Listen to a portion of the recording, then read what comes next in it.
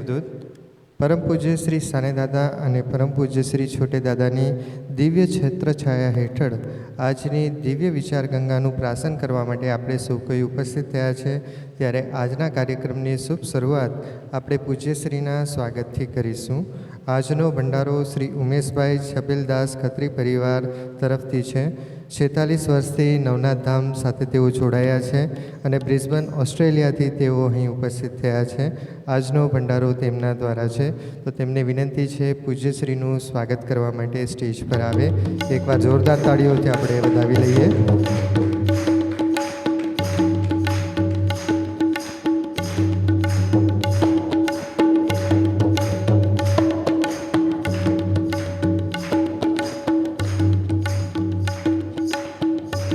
પૂજ્યશ્રીને વિનંતી છે આશીર્વાદ પત્ર અર્પણ કરે. જોરદાર તાળીઓથી આપણે વધાવી લઈશું.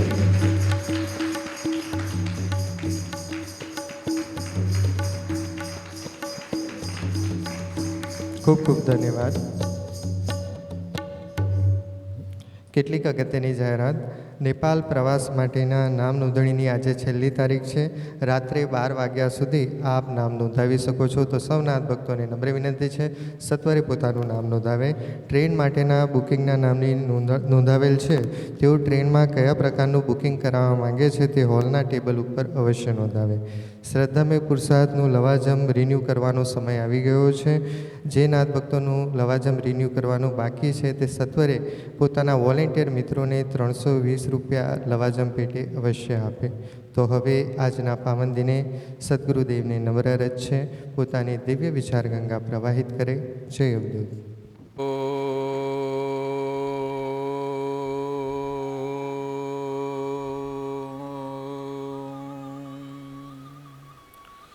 દિગંબર દત્તાત્રયાય વિદ્મહે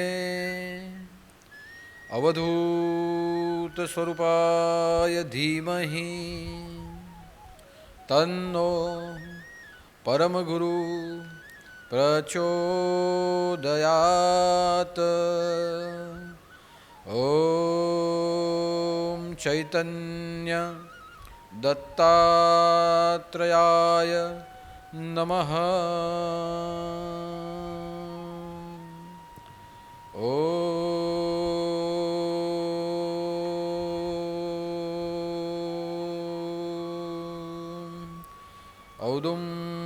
ઔદુંબરાય વિદ્મહે અવધૂતાય ધીમહિ તન્નો દત્ત પ્રચોદયાત.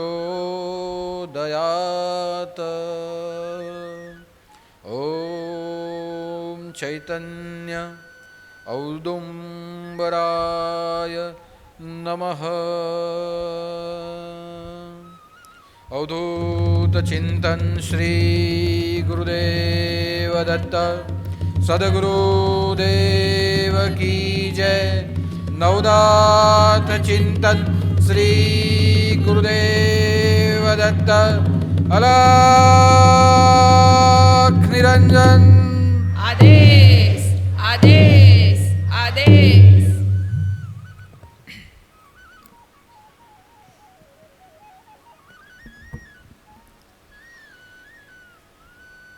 भगवान दत्तात्रेय जो दिगंबर है और दया मूर्ति है, जिनका स्मरण करने से हम अंतर्बाह्य शुद्ध हो जाते हैं और जिनकी भक्ति भाव और पूजा करने से हमारे आदि व्याधि और उपाधि समाप्त हो जाते हैं, ऐसे दिगंबर भगवान दत्तात्रेय के चरणों में आज के गुरुवार पर मेरे कोटि कोटि नमन। साथ साथ हमारे हृदय में भगवान दत्तात्रेय के स्वरूप में विराजमान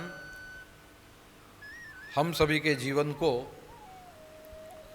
भक्ति, मुक्ति और शक्ति देने वाले ऐसे हमारे सद्गुरु श्री सानेनाथ जी के चरणों में मेरे कोटि कोटि नमन। और जो भी नाथ भक्त नाथ दृष्टि हॉल में उपस्थित रहते हुए आज की विचार गंगा का श्रवण कर रहे हैं और जो भी भक्त YouTube के माध्यम से आज की विचार गंगा का दर्शन कर रहे हैं, ऐसे सभी धर्म प्रेमी भाई बहनों को, सभी भक्तों को मेरा जयदूत जय जय मच्छिंद्र समर्थ और आदेश। हमारे जीवन में,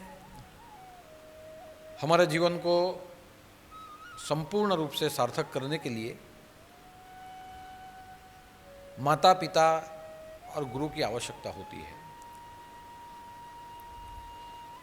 पिता का स्थान मार्गदर्शक के रूप में होता है कि पिता हमें जीवन में मार्गदर्शन देते हैं, संस्कार देते हैं, सत्य क्या है असत्य क्या है उसकी समझ देते हैं और उनके मार्गदर्शन से हमारे भीतर में संस्कार योग्य रूप से बने रहते हैं। जिस प्रकार हमारे पिता ने मानवता के रूप में अपना जीवन जिया, समाज की सेवा करते हुए अपना जीवन जिया, प्रामाणिकता को अपने अंतर में रखते हुए अपना जीवन जिया, वही मार्गदर्शन अविरत हमारे पिता के द्वारा हमें प्राप्त होता है। हमारे जीवन में माता का स्थान हमारे पालन पोषण के लिए होता है कि जब माँ हमारा पालन पोषण करती है तो प्रेम से करती है। माँ हमें जीवन में कुछ सीख देती है तो वात्सल्य से देती है और हमारे जीवन को सुरक्षित रखने के लिए माँ सदा चिंतित रहती है। यानी माँ की करुणा हमारे जीवन को सुरक्षित करने के लिए अविरत बनी रहती है। और गुरु का स्थान हमारे जीवन में, हमारे भीतर में जो कुछ बुराई है उसे नष्ट करने के लिए और हमारे जीवन में जो कुछ सद्गुण है उसको विकसित करने के लिए होता है। मानव को मनुष्य बनाने के लिए और मनुष्य को देवता बनाने के लिए गुरु का ज्ञान अविरत प्रयत्नशील रहता है। और जब ये तीनों हमारे जीवन में अपने जीवन का योगदान देते हैं तभी जाके हमारा जीवन संपूर्ण रूप से सार्थक हो जाता है। इसलिए पिता सर्जक है, माता पालक है और गुरु ज्ञान और मुक्ति का दाता है।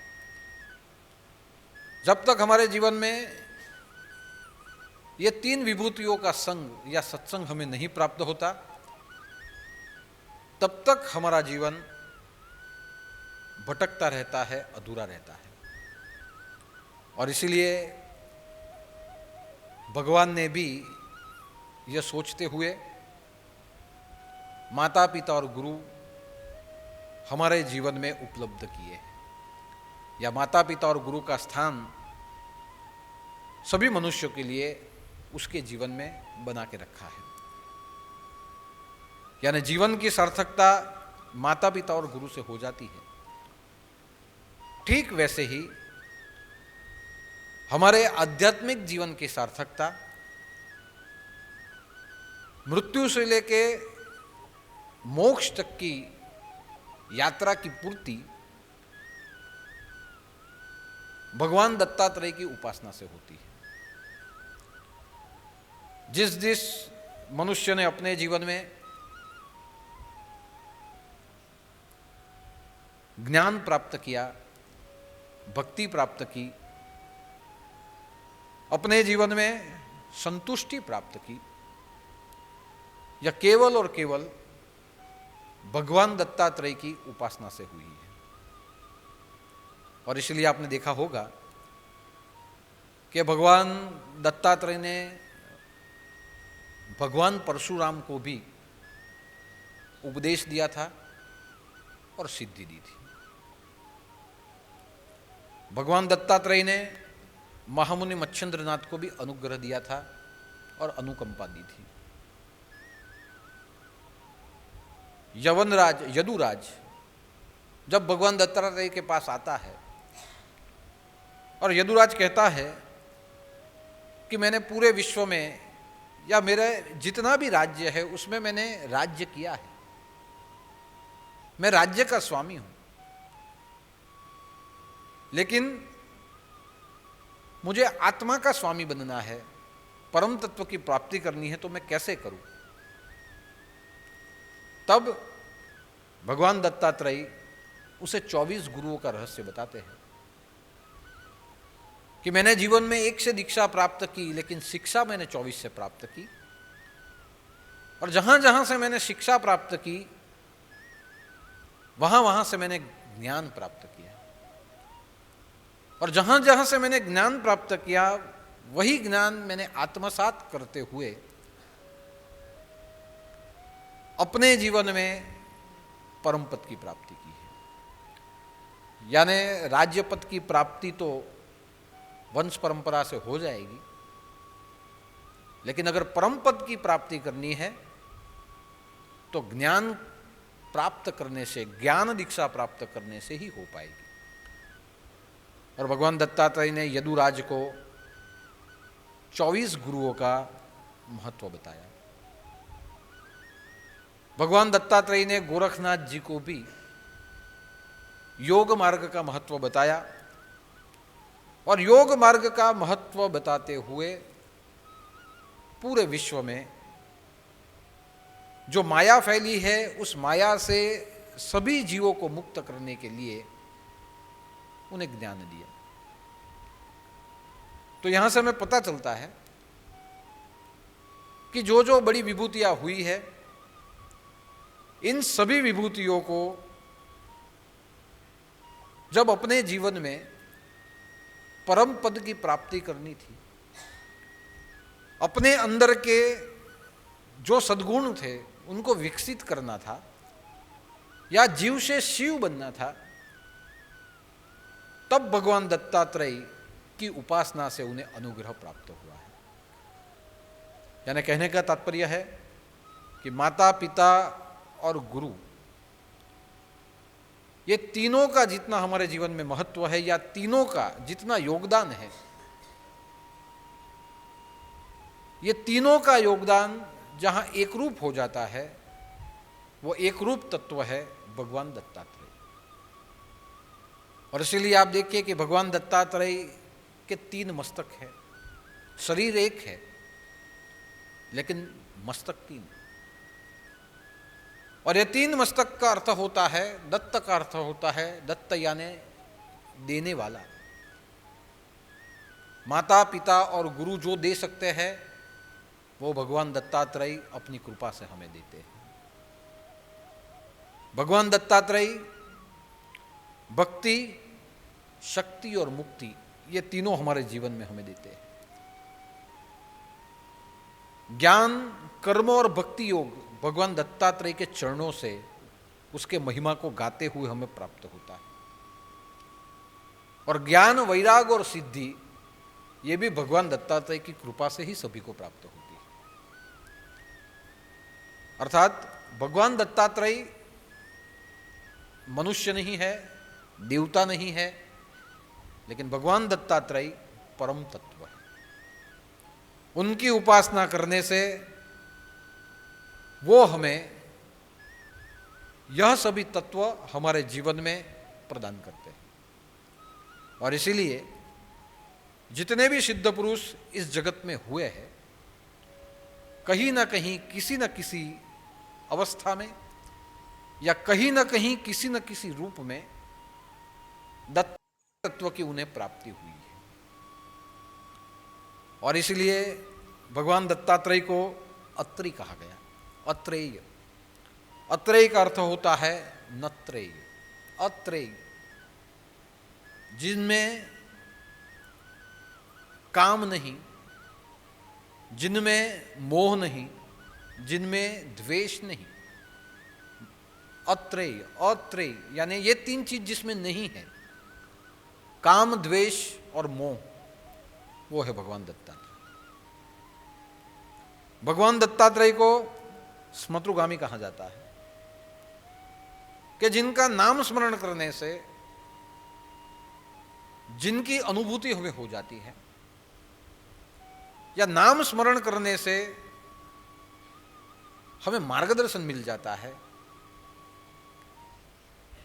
वैसे देवादिदेव स्मृतुगामी कलितार कृपाल, कि इस कलयुग में या कलयुग से मुक्त करने के लिए सिर्फ जिसका नाम स्मरण करने से जो हमें अनुभव दे देते हैं, ऐसे देवता स्मृतुगामी भगवान दत्तात्रेय। भगवान दत्तात्रेय को दिगंबर कहा जाता है। दिग का अर्थ होता है दिशा और अंबर का अर्थ होता है आकाश। जिसने अपने शरीर के ऊपर दिशाओं का वस्त्र पहना है और जो संपूर्ण रूप से नग्न है, जिनके ऊपर माया का कोई आवरण ही नहीं है, उसे कहा जाता है दिगंबर। कि जिनके ऊपर माया का कोई आवरण नहीं और जिसने माया को हटा दिया है, ऐसे भगवान दत्तात्रेय जिसे दिगंबर कहा जाता है। भगवान दत्तात्रेय को नवनीत मराल कहा जाता है। नवनीत का अर्थ होता है मक्खन। मक्खन जैसे मृदु होता है, वैसे जिस तत्व का स्वभाव मृदु है, मक्खन जैसे जैसे गर्म होता है वैसे वैसे पिघल जाता है। जैसे जैसे भगवान दत्तात्रेय प्रसन्न होते हैं, वैसे वैसे उनके अंतर से करुणा पिघलती हुई हमारी ओर पहुंचती है। उसे कहा जाता है नवनीत मराल, जिसका स्वभाव मक्खन के जैसा मृदु है। हमने कई देवताओं को देखे कि काल भैरव उग्र स्वभाव के देवता है। मां जगदम्बा शक्तिशाली तत्व की देवी है, शौर्य की देवी है। भगवान राम संस्कारों के देवता है। हनुमान जी पराक्रम के देवता है, क्योंकि पराक्रम करना हनुमान जी का स्वभाव है। शौर्य दिखाना मां भगवती का स्वभाव है। उग्रता दिखाना भैरव का स्वभाव है।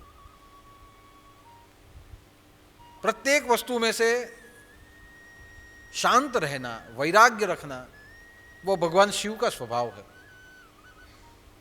तो वैसा एक स्वभाव भगवान दत्तात्रेय का है, मृदु है। भगवान दत्तात्रेय की उपासना करने से हम मृदु बन जाते हैं। भगवान दत्तात्रेय की उपासना करने से हमारे जीवन को करुणा प्राप्त होती है, या भगवान दत्तात्रेय का दर्शन ही मृदु रूप में हमें होता है। इसलिए भगवान दत्तात्रेय को नवनीत मराल कहा गया। भगवान दत्तात्रेय सिद्धराज है, अष्ट सिद्धि नवनिधि जिनकी झोली में हमेशा रहती है, वो भगवान दत्तात्रेय। तो विविध नामों से भगवान दत्तात्रेय की महिमा को गाया गया, और ये विविध नामों से भगवान दत्तात्रेय की महिमा जिसने गाई है, वो सभी सुर नर मुनिजन जिन्होंने दत्तात्रेय की उपासना करते हुए अनुभव प्राप्त किया, उन्होंने ही गाई। इसलिए माता पिता और गुरु का कार्य जो हमारे जीवन में कर ले, वह निर्गुण निराकार तत्व भगवान दत्तात्रेय रूपी तत्व है। भगवान दत्तात्रेय रूपी तत्व की उपासना करने से हमारे जीवन में ज्ञान, वैराग और सिद्धि की हमें प्राप्ति होती है। मानव, मनुष्य, मनुष्य देव, और जो देव होता है वो समाज के लिए उपयोगी बन जाता है। इसीलिए भगवान दत्तात्रेय का चरित्र, भगवान दत्तात्रेय की महिमा हमें अपने जीवन में अनेक प्रकार के सिद्धांत देते हैं। भगवान दत्तात्रेय के जीवन का एक सिद्धांत है, तेन तक्तेन भुंजिता। तेन तक्तेन भुंजिता का अर्थ होता है कि जो भी आप भोगते हो उसे त्याग की दृष्टि से भोगो। अगर आपके पास धन है तो धन का उपभोग त्याग से होना चाहिए। हम जो धन का उपभोग करते हैं त्याग से नहीं करते, भोग से करते हैं, कि धन भोग का साधन है, लेकिन धन त्याग का साधन है। हमारा जीवन जीने के लिए हमें धन की आवश्यकता होती है। कपड़े पहनने हैं तो धन की आवश्यकता है, खाना खाना है तो धन की आवश्यकता है, हमें रहना है मकान में, बिना धन के हम मकान खरीद नहीं सकते। हमें कुछ रोग हो जाए तो दवा चाहिए, तो बिना धन के वो दवा भी नहीं मिलती। यानी धन का उपयोग यह जीवन के निर्वाह के लिए होता है, और जिस चीज के लिए हम धन का उपयोग करते हैं वो धन चला जाता है। बाजार से कुछ आपने वस्तु खरीदी, वस्तु आई है, लेकिन धन आपके हाथ से गया है। तो धन का उपयोग हमारे जीवन का वहन करने के लिए हुआ है, और जहां जीवन का वहन करने के लिए धन का उपयोग होता है वहां धन जाता है। जो चीज आप लाते हो उसमें धन चला जाता है। तो देखिए कि धन की गति क्या है। धन की गति आने से भी ज्यादा जाने वाली गति है। जितनी गति से वो आता है उससे भी ज्यादा गति से वो चला जाता है। केवल आपके पास धन पड़ा रहे और आपके जीवन का निर्वाह हो जाए, कभी नहीं हो सकता। खाने के लिए तो अनाज ही चाहिए, धन नहीं खा सकते। रहने के लिए मकान ही चाहिए। अगर जरूरत पड़े तो धन के उपयोग से हम रह नहीं सकते। केवल धन है, रह लिया नहीं हो सकता, उसके लिए मकान ही चाहिए। आपके पास बहुत धन है, चले जाएगा, कपड़े की क्या जरूरत है, ये नहीं हो सकता। पहनने के लिए तो कपड़े ही चाहिए। तो यहां ही समझना है कि तेन तक्तेन भुंजिता, कि जिसको आप भोगते हो जब तक उसका त्याग नहीं होता तब तक आप भोग नहीं सकते।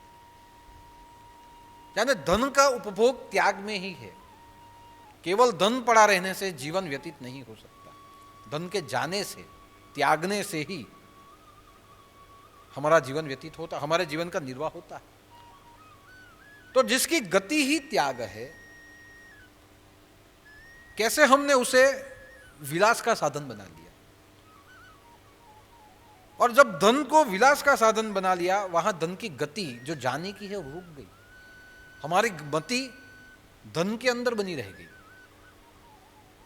और जहां धन में मति बनी रह जाती है वहां हमारे जीवन में कामना पैदा होती है, पापाचार पैदा होता है, लोभ पैदा होता है। और ऐसा लोभ पैदा होता है कि धन को ही संग्रह करते रहो, धन का संग्रह करते रहो। लेकिन वो संग्रह किया हुआ धन हमारे जीवन में बंधन का कारण हो जाता है।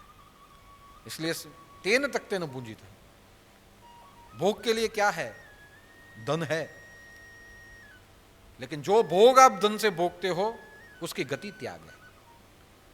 इसलिए जो धन आता है आने दीजिए, लेकिन वो धन आपके पास ही रह जाए, वो सोचते हुए उस माया से मुक्त हो जाएंगे। क्योंकि जो आता है वो जाने के लिए आ जाता है। वैभव और विलास, ये वैभव और विलास त्याग के लिए होते हैं। एक बार आपने भोग लिया, जब तक त्याग नहीं होता उसमें से सुख प्राप्त नहीं होता, उसका त्याग होता ही होता है।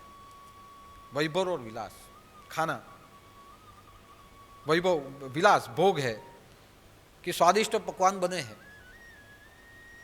जब स्वादिष्ट पकवान आप खाएंगे आपके अंदर चले जाएंगे, लेकिन जब तक वो आपके अंदर से बाहर निकल नहीं जाएंगे मल और मूत्र के द्वारा, तब तक वो पकवान जहर समान रहेंगे। आप जो खाते हैं वो पचता नहीं तो जहर है। यानी जब खाते हैं तो उसमें से तत्व हमें तभी मिलते हैं जब उसका त्याग हो जाता है। मल और मूत्र के द्वारा, नहीं तो खाया हुआ पड़ा रहेगा, जो पड़ा है वही रोग का कारण हो जाएगा। तो स्वादिष्ट से स्वादिष्ट पकवान हो, अन्न हो, जो भी कुछ हो, जीवन जीने के लिए जरूरी है, स्वाद के लिए मानो जरूरी है, लेकिन जब तक उसका त्याग हमारे भीतर से होता नहीं तब तक वो गुणकारी हमारे लिए साबित नहीं होता है। इसलिए आप 56 भोग भी क्यों न खाओ, लेकिन कहीं ना कहीं से उसका विसर्जन तो होता है। तो जब खाया जाए तो त्याग की दृष्टि से खाया जाए, माया रख के नहीं खाया जाए। अगर माया रखते हुए, मोह रखते हुए हमने खाया तो उसकी आदत पड़ेगी, उसकी लत लगेगी, वो व्यसन बनेगा, और जो चीज व्यसन बन जाती है वो हमारे जीवन का विनाश बन जाती है। व्यसन, दारू, दारू हम पीते हैं, क्यों पीते हैं? ज्यादातर दारू पीने वाले, जो चिंता में रहने वाले हैं, वो दारू पीते हैं। जिसको जीवन की चिंता ज्यादा है, टेंशन जिसके जीवन में ज्यादा है, वो टेंशन से दूर होने के लिए दारू का उपयोग करता है। शौक से दारू पीने वाले बहुत कम होते हैं, लेकिन ज्यादा से ज्यादा दारू पीने वाले टेंशन के कारण पीते, कि जितने समय दारू पिया टेंशन चला नहीं जाता। आपके ऊपर जो दुख आया है वो दारू पीने से चला नहीं जाएगा, लेकिन जितने समय आपने दारू पिया है उतना समय उत्तेजना पैदा होगी, नशा पैदा होगा, और उतना समय हम उस दुख को भूल जाएंगे। यानी लोग के घणा के वो टेंशन થઈ ગયું એટલે કે દારૂ પી લીધું, તો દારૂ પીવાથી તમારું ટેન્શન જતું રહ્યું, માથે દેવું થઈ ગયું એટલે દારૂ પી ગયો, તો દારૂ પીવાથી એ દેવું નીકળી ગયું? દારૂ પીવાથી કંઈ જતું નથી રહેતું, ટેમ્પરરી। તમને નશો થાય એટલે એટલા વખત તમારું માઇન્ડ એ જગ્યા પર જતું હોય તે હટી જાય, નશામાં આવી જાય, ઉત્તેજના પેદા થાય, એક પ્રકારનો કૃત્રિમ આનંદ, આ હાઇબ્રિડ આનંદ કહેવાય। પેલું પકવે ને હાઇબ્રિડ નાખીને, કેરી જલ્દી જલ્દી વેચવાની છે એટલે દવા નાખી દીધી, હાઇબ્રિડ કરી દીધી, મોટી થઈ ગઈ, બજારમાં વેચાઈ ગઈ, પણ ખાવાવાળા ખાય એટલે પછી બીજી વખતે લેવા નહીં આવે। આનાથી કેરી નહીં લેવાય બધી, એમ કે દવાવાળી પકવેલી આપે છે। આ હાઇબ્રિડ નશા, हाइब्रिड आनंद है। तो टेम्पररी उसमें से हमारा दिमाग, हमारा मन उसमें से हट जाता है, और जब वो नशा पूरा हो जाए, वापस जहां से हम अटके हैं वहीं से चालू हो जाएंगे, वापस वो विचार पैदा हो जाएंगे कि इतना कर्जा हो गया कैसे चुकेंगे, घर में ये प्रॉब्लम है कैसे मुक्त होंगे, ये नहीं हो रहा कैसे होगा, उस टेंशन में वापस आ जाते हैं। लेकिन जो टेम्पररी हमें रिलीफ मिलता है उसके लिए वापस हम नशा करते हैं। तो आप देखिए कि दारू भी जो पीते हैं उसका आनंद त्याग में होता है। नशा आया और उतर गया, जैसे उतरा वैसे वापस नशा किया, तो आनंद किस में? वो नशा अविरत रहे उसमें आनंद नहीं। नशा जब उतरता है और हमें महसूस होता है ये पीने से आनंद मिला है, तो चलो वापस पीते। अगर उतरेगा नहीं तो, अगर दारू उतरेगी ही नहीं तो दारू का नशा भी नहीं रहेगा। उतरती है इसीलिए नशा है। તમને દારૂ ચડી ગઈ, એ 24 કલાક આખા જીવનની ચડી રહી તો ચલેલી રહે તો કંઈ ફરક નહીં, સ્વભાવ બની જાય, એવો જ થઈ જાય પછી। પણ એ ઉતરે છે એટલે રિયલાઇઝ થાય કે આ પીધું, મન ઉત્તેજિત રહ્યું, ઉતરી ગયું, દુઃખી થયું, પાછું પીવું। तो नशे का आनंद भी त्याग है। विषय भोग, शारीरिक भोग, उसका आनंद भी त्याग है। जब हम संज्ञा सुख ये करते हैं या शरीर सुख जब हम उपयोग करते हैं तो उसका आनंद भी त्याग में होता है, क्योंकि जब वो आनंद एक सीमा पे पहुंचता है तब प्राकृतिक रूप से जो भी वस्तु त्याग हो जाती है उसमें शांति मिलती है। तो शरीर भोग में भी त्याग से शांति मिलती है। तो यहां आप देखिए कि तेन तक्ते न पूंजीता, यानी जो भी कुछ आप भोगते हो परिणाम त्याग में होता है। तो जहां परिणाम ही उसका त्याग है तो उसका संग्रह क्यों होना चाहिए? धन का परिणाम ही त्याग है, तो ज्यादा ज्यादा धन संग्रह करने से होगा क्या? ज्यादा ज्यादा धन संग्रह करने से मन लोभ में, लालच में या मोह में चला जाएगा। ज़्यादा व्यसन करने से होगा क्या? 24 घंटे व्यसन करने से होगा क्या? रोग पैदा हो जाए। और इसलिए कहा गया तेन तक्तेन भुंजी था, त्याग के रूप में भोगिए। अगर त्याग के रूप से भोगेंगे तो जो भोग रहे हैं उसका व्यसन नहीं होगा, उसमें मन नहीं जाएगा, लालच नहीं लगेगी। और लालच नहीं लगेगी तो जो हम संग्रह करते हैं वो संग्रह नहीं करेंगे, दूसरों के भाग का हम संग्रह कर लेते हैं।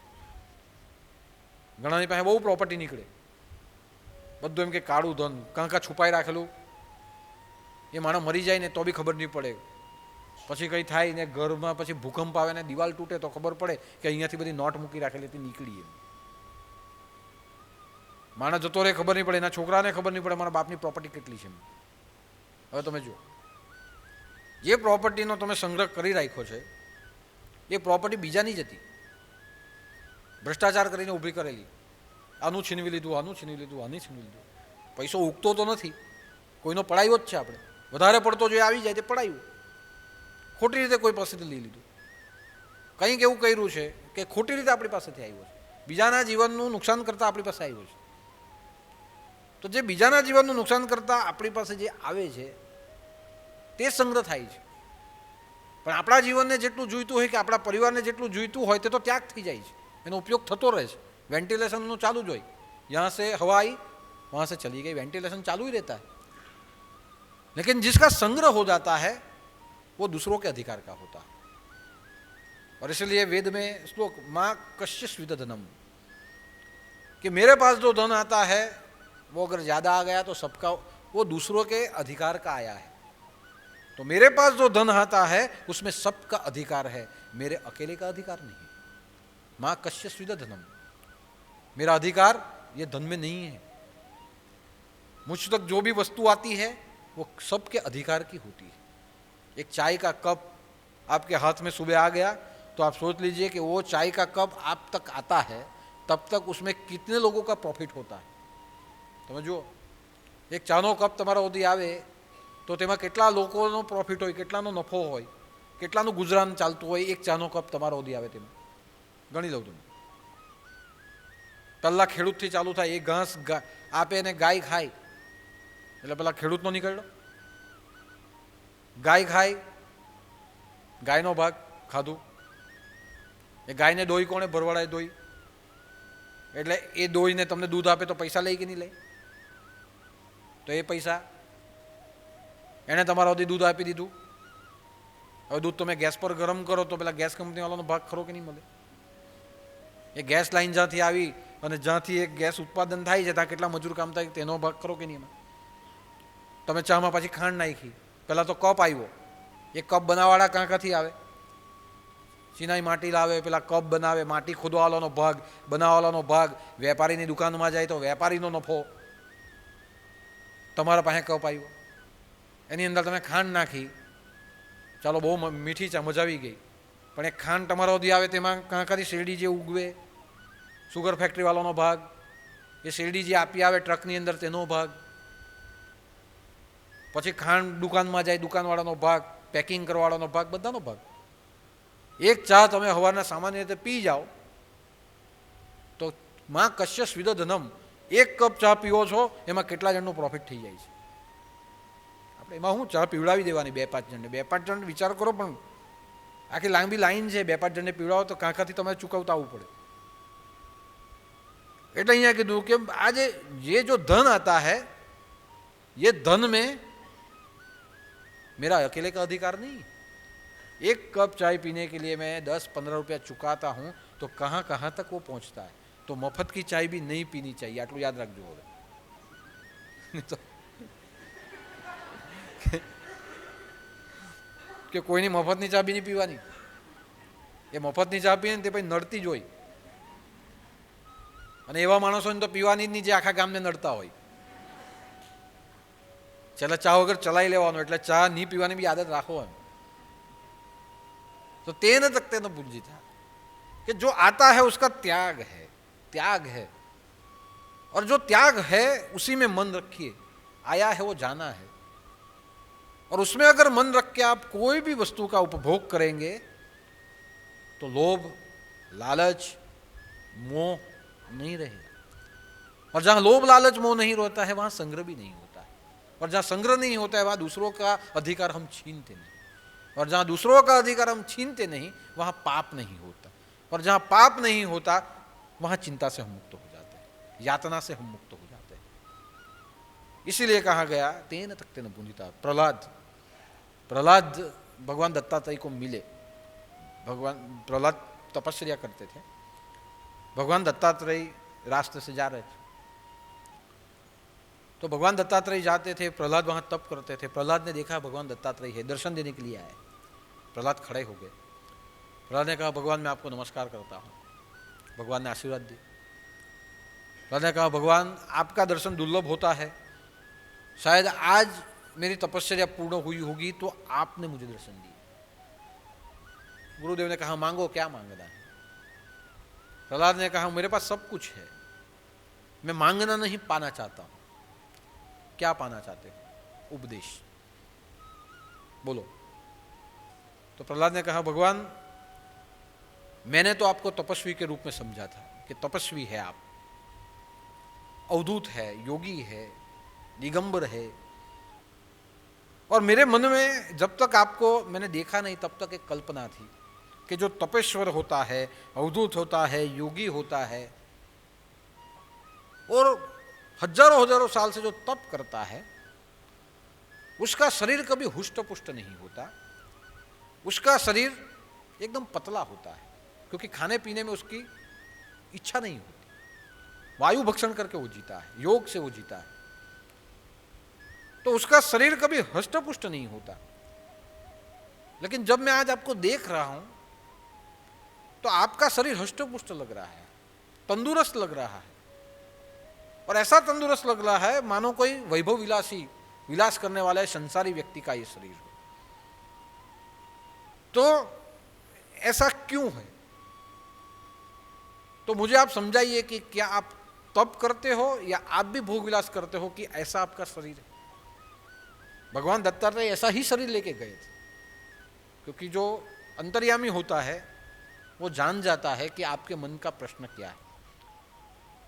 और इसलिए मैं बार बार आपको बोलता हूं कि जो नरेंद्र मोदी हर रविवार जो बोलता है वो मन की बात होती है, लेकिन हर गुरुवार को मैं जो बोलता हूं तो वो दिल की बात होती है। आपके दिल में क्या चलता है, हर हफ्ते आपके दिल में क्या प्रश्न है, ये गुरुवार से प्रश्न जो है ये गुरुवार के प्रवचन में आपको उसका जवाब मिल जाता है। यानी मैं मन की बात नहीं, मैं आपके दिल की बात करता हूं। भगवान दत्तात्रेय ने दिल की बात जान ली कि इसके अंदर अभी भी एक प्रश्न है कि भोग विलास या संन्यास। यानी तप तो हुआ है लेकिन अभी भी कोई एक तरफ वो नहीं है, अभी भी असमंजस में है। क्योंकि प्रहलाद राजा का पुत्र, तो इतना मैंने पा लिया तो वापस मैं राज्य में चला जाऊंगा तो क्या फर्क पड़ेगा। तो भगवान दत्तात्रेय वही स्वरूप में आए, जैसे आपके मन में भाव होते हैं भगवान वैसे ही प्रकट हो जाते हैं। तो भगवान मुझे समझाइए कि आप भी भोग विलास करते हैं कि आपका शरीर ऐसे है? तब भगवान दत्तात्रेय ने समझाया कि देखो, भोग विलास करते हैं उसका शरीर हष्टपुष्ट होता है, लेकिन उसका शरीर हष्टपुष्ट होता है, मन हष्टपुष्ट नहीं होता, क्योंकि उसका मन भोग और विलास में अविरत चालू रहता है, सोचते रहता है। मेरा जो ये शरीर तुम देखते हो, ये मेरा शरीर मैंने प्रारब्ध के ऊपर छोड़ दिया है।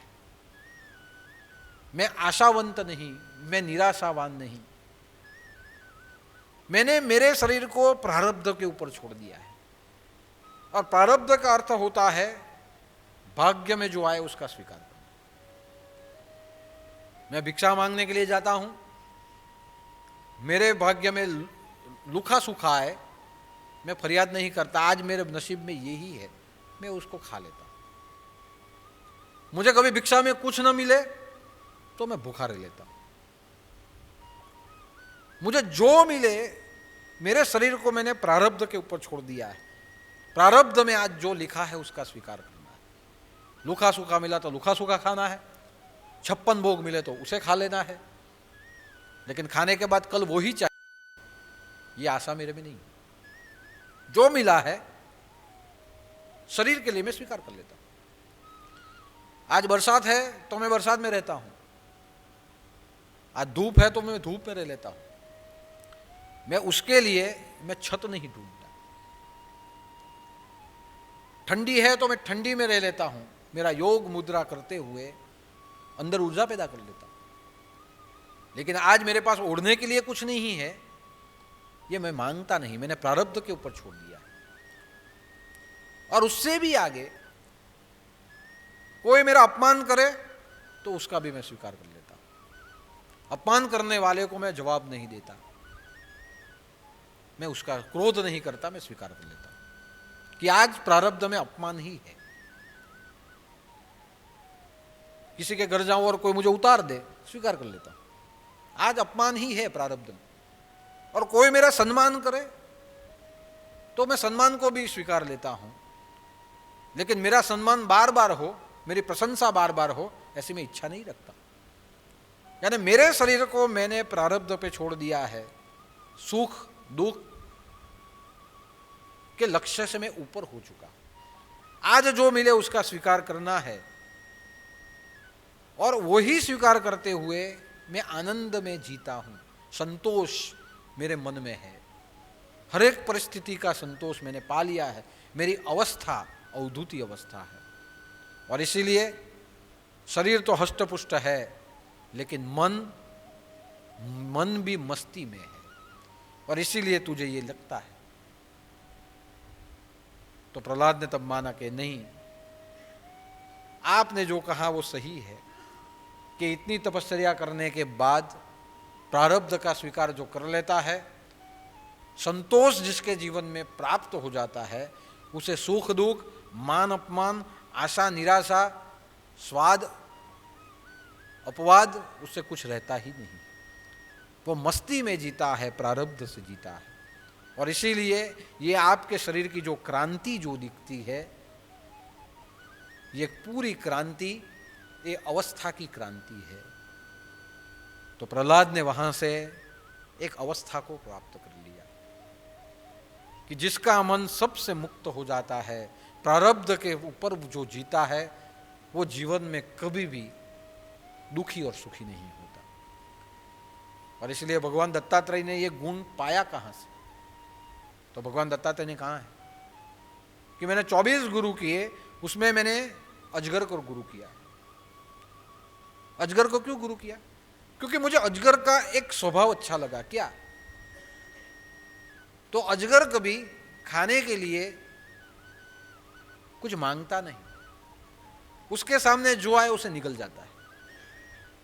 जो तुम्हें अजगर ने जो कि अजगर ने भूख लागे पड़े लो रे, फाफा नहीं मारे। अजगर करे ना चा करी, साधु करे ना काम। अजगर फाफा नहीं मारे। साप हो तो साप होते खावन, अजगर होते नहीं। अजगर ने भूख लागे पड़े लो रे, एनी हमें जी आवे तेने गड़ी जाए, પછી उसके सामने जो आता है अजगर निकल जाता है। जब उसको भूख लगे और प्रारब्ध में उसके सामने जो भी हो उसको वो निगल जाता है। क्यों? आज मेरे प्रारब्ध में ये है। और अजगर जब उसे निगल जाता है, अजगर संतुष्ट रहता है।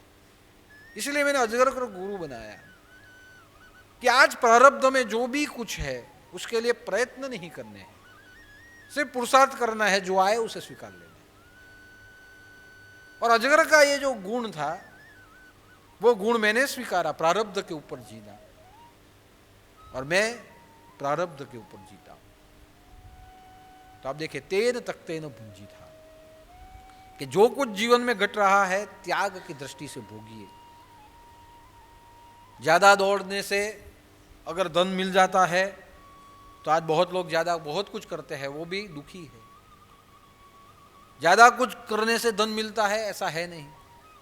ज्यादा कुछ बोने से उग जाएगा, ऐसा भी है नहीं।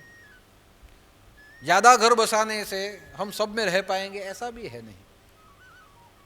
प्रारब्ध में जो होता है उसका स्वीकार हो, और मन में त्याग वृत्ति रहे तो आप आपके लिए और दूसरों के लिए कर सकते हैं।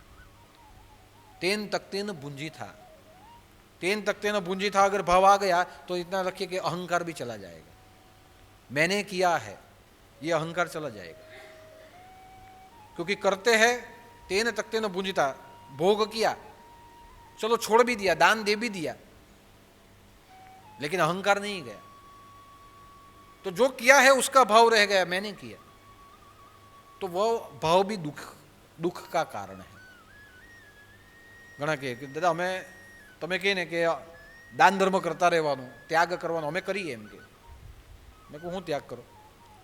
તો એમ કે અમે એવો ત્યાગ કરીએ કે અમારી પાસે એમ કે છે ને એમ કે મને અમને એમ કે બૂટ પહેરવાનો બહુ શોખ, એમ કે સેન્ડલ પહેરવાનો બહુ શોખ, તો બહુ બધા જોડીમાં પડી રહેલા હોય, જૂના થાય ને એટલે કોઈને પછી આપી દઈએ.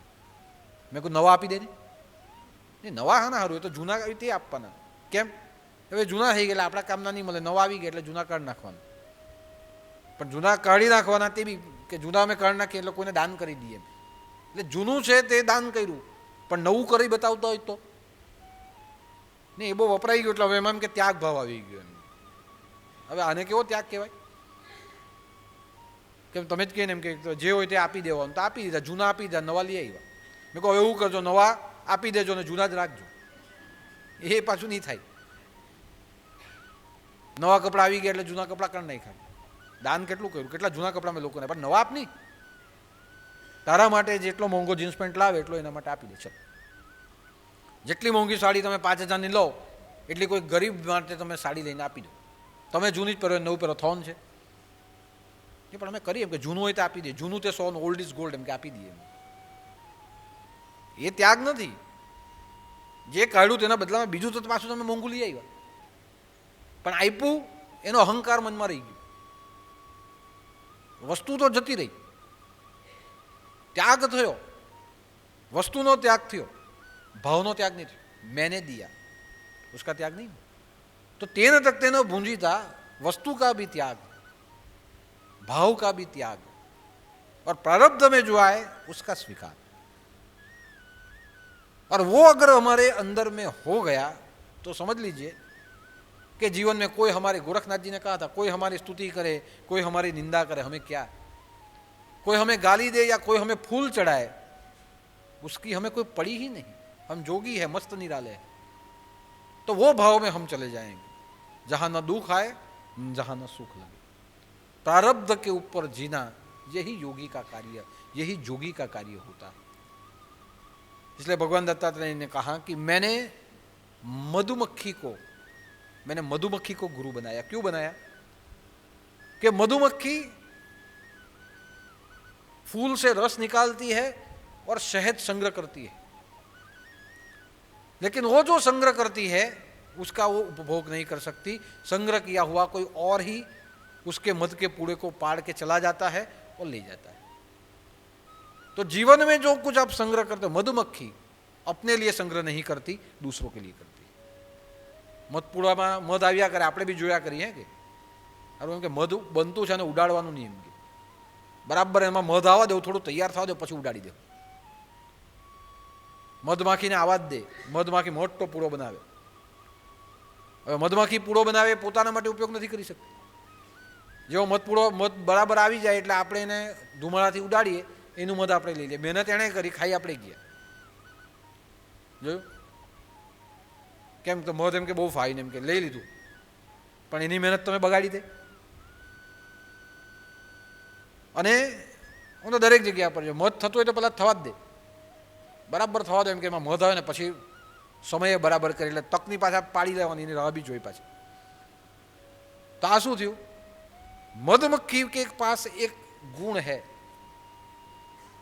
कि मुझे जो चाहिए वो मैं ले लेते हूं, बाकी दुनिया के लिए मैं छोड़ देती हूं. रस लेती है और जहां रस रखती है उसका शहद बनाती है, औषध बनाती है. वो मधुमक्खी कभी औषध नहीं लेती, वो दूसरों के लिए छोड़ देती.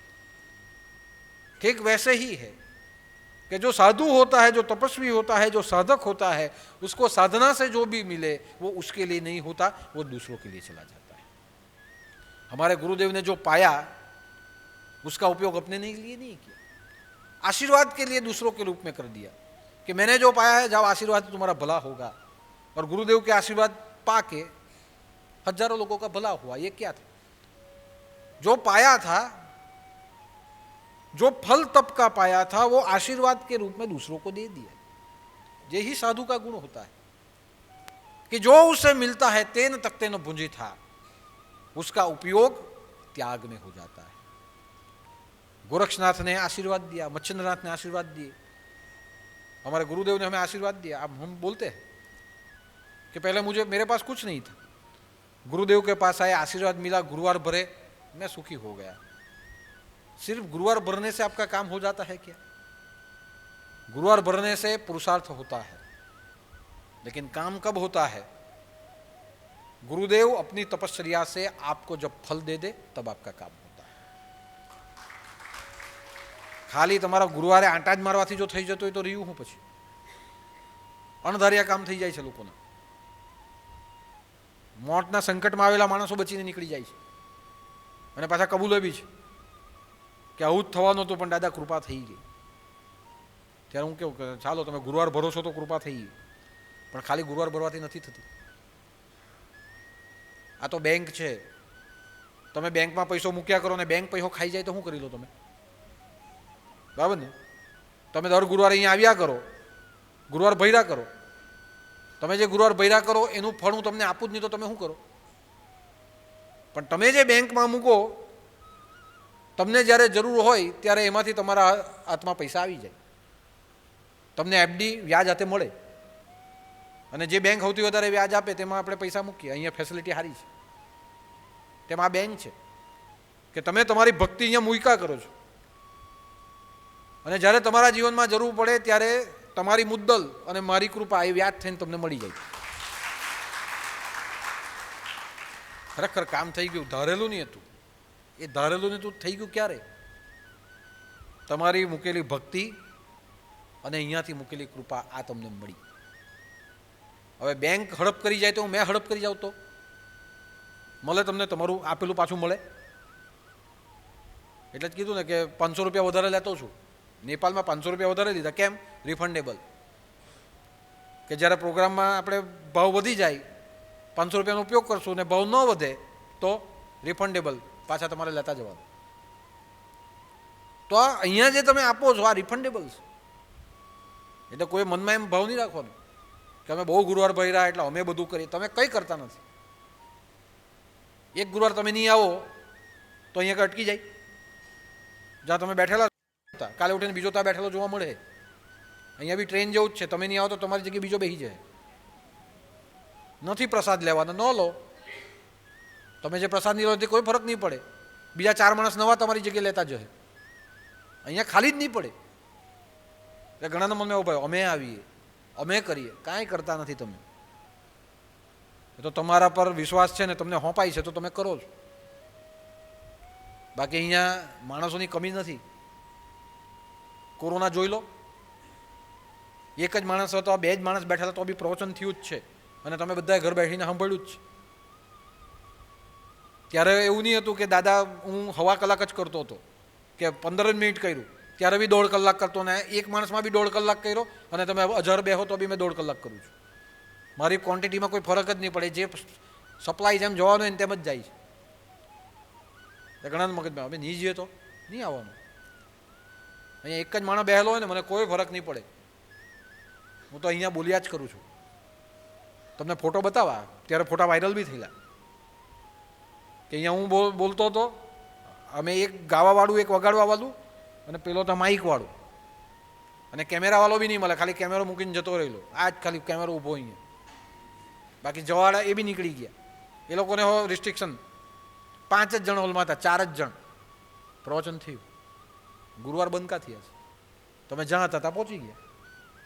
तो कहने का ये तात्पर्य है कि जो आप यहां दे देते हो, मधुमक्खी जो रखती है वो दूसरों के लिए होता है। गुरु की तपश्चर्या अपने लिए नहीं, अपने शिष्यों के लिए होती है। जहां आपकी श्रद्धा हो वहां उसका फल, पेड़ अपने फल देता है, खाता नहीं। वैसे गुरु अपना तपश्चर्या का फल अपने भक्तों के लिए देता है, गुरु स्वयं उसे नहीं लेता है। उसे कहते हैं तेन तकते न बूंजी था। और वही तेन तकते न बूंजी था भगवान दत्तात्रेय का एक स्वभाव है। और वही स्वभाव भगवान दत्तात्रेय ने सभी योगी सभी जोगियों को कहा कि ऐसे ही स्वभाव रखिए, तब जाके जन का कल्याण होगा। और वही भगवान दत्तात्रेय का महिमा है कि जितना उतना उनका आप नाम स्मरण करते जाओगे, उतना फल और मीठा आपको प्राप्त होता रहेगा। लेकिन कब? नाम स्मरण भी करना है और तेन तकते न बूंजी था, जो आया है वो जाना है, उसी भाव से उसका उपभोग करना है। और उपभोग कैसे होता है? दान से। उपभोग कैसे होता है? सेवा से। दान और सेवा। धन है, दान हो गया। तन है, सेवा हो गई। दान और सेवा, ये दोनों से त्याग होना चाहिए। जो आया है वो दान से त्याग हो जाए, या जो शरीर है वो सेवा से त्याग हो जाए। और दान और सेवा से अगर त्याग होते रहेगा, तेन तकते न बूंजी था, आपके पास जो आता है वो जाने के लिए आता है, और बाकी जो रहता है वो जीवन जीने के लिए रहता है। वो भाव से अगर जिएंगे तो मेरा मानना है कि भगवान दत्तात्रेय की कृपा, गुरु की कृपा, ईश्वर की कृपा सभी के जीवन पर रहेगी। और सबसे बड़ी कृपा वही है कि जीवन में हमें दत्त तत्व की अनुभूति हो। और दत्त तत्व की अनुभूति कहाँ होती है? मेरा ऐसा मानना है, जिसने अपने जीवन में सद्गुरु कर लिए, उसी में उसे दत्त तत्व की अनुभूति होती है। આપણે વર્ષોથી અહીંયા આવીએ છીએ, આપણને અનુભૂતિ ક્યાં થાય છે? આપણા ગુરુદેવની. દર પ્રવચનમાં અનુભૂતિ થાય. સંકટ આવે તો ત્યાં યાદ કરો, તેમાં અનુભૂતિ થાય. જ્યારે જ્યારે આપણા જીવનની અંદર કોઈ દુઃખ આવી પડે અને આવેલા દુઃખની અંદર કોઈક મધ્યમ એવું આવી જાય કે દુઃખમાંથી આપણને ઉગારી જાય, ત્યારે આપણાથી બોલાય કે આ હું એને ઓળખતો નહીં તો પણ ક્યાંથી આવી ગયો. અહીંયા ગુરુદેવની અનુભૂતિ થાય. અને સૌથી વધારે અનુભૂતિ ક્યારે થાય? કે જ્યારે તમે જીવનમાં સુખ અનુભવો, શાંતિ અનુભવો, કે આટલું બધું છે પણ જીવનમાં શાંતિ છે, ત્યારે સમજો કે આ શાંતિ ક્યાંથી આવી? ગુરુ કૃપાના ચરણોમાંથી આ શાંતિ. तो यही अर्थ है कि भगवान दत्तात्रेय गुरु तत्व के रूप में हम तक पहुंचते हैं। और हमारे यहाँ तो क्लियर कट है कि हमारा मंदिर ही दत्तात्रेय का मंदिर है, कि वर्षों से सबसे पहला मंदिर ही बना भगवान दत्तात्रेय। और दत्तात्रेय आए, गुरुदेव ने मूर्ति उठाई, और वो मूर्ति की प्राण प्रतिष्ठा नहीं हुई, मंत्रों से प्राण प्रतिष्ठा नहीं हुई, प्रेम और श्रद्धा से हो गई। जब वो मूर्ति आई, गुरुदेव ने रखी, हाथ में सीमेंट रेती का एक कॉल बनाया था, वो लिया, और वो डालते हुए गुरुदेव ने कहा कि जिसने रेत के जितने कण है, उतने कण मेरे भक्तों की श्रद्धा के हैं, और वही मैं लगाते हुए आपकी स्थापना करता हूँ, मंत्र से नहीं, मेरे भक्तों की भावना से स्थापना करता हूँ। और दत्तात्रेय की मूर्ति को अपने हाथों से ही रख दिया, और तब से जो दत्तात्रेय की मूर्ति प्राण प्रतिष्ठित हो गई, वो आज भी वही है। तो आप देखिए, और उसकी निश्रा में हम सब जीते हैं, उसकी निश्रा में हमारा परिवार जीता है, उसकी ही निश्रा में हमारा वहन हो रहा है। तो समझ लीजिए कि हमारे यहाँ तो दत्त तत्व दोनों रूप में मौजूद है, एक मूर्ति के रूप में और एक साक्षात सद्गुरु के रूप में। और जो दोनों रूप से हमें उपलब्ध हुआ है, उसे ही हमें जीवन में पाना है और आत्मसात करना है। तो आज का गुरुवार ये ही दत्त जयंती का प्रवचन का ही गुरुवार है। काले पार्ट 1 ने आज पार्ट 2, कालनो भाग तो आज शेष भाग। तो दोनों गुरुवार, कल का और आज का दिन दत्त जयंती का अवसर, दत्त जयंती का महिमा है। तो 25 बार गुरु मंत्र बोलते हुए यही प्रार्थना करते हैं कि जो हमारे जीवन में जो भगवान दत्तात्रेय का अनुभव हमें होना है, वो गुरु मंत्र बोलते हुए हम करें और उनकी ही कृपा की प्राप्ति करें। 25 बार गुरु मंत्र बोलते।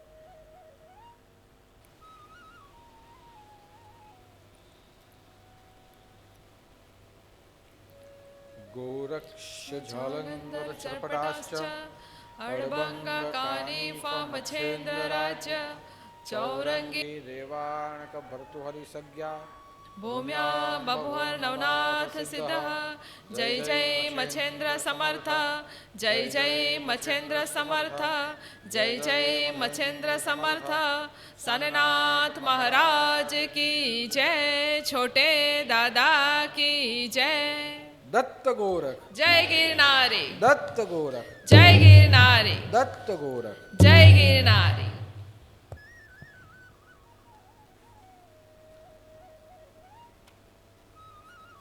આજનો ભંડારો ઉમેશભાઈ છબીલભાઈ ખત્રી પરિવાર બ્રિસ્બન ઓસ્ટ્રેલિયાથી છે. 50 વર્ષથી ગુરુદેવના ચરણોમાં જોડાયેલા છે અને આ પ્રસંગો પાત આવ્યા અને યોગાનો યોગ આ ગુરુવારનો અમને લાભ મળી ગયો તો એમના તરફથી આપનો ભંડારો છે. મહાપ્રસાદમાં જીરા ભાત, દાળ, રીંગણ બટાકાનું શાક, બુંદી, ચીબડાનું કચુંબર છે.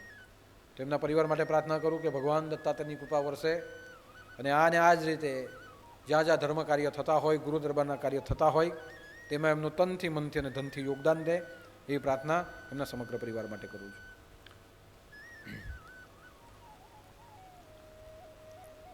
ત્યાર પછી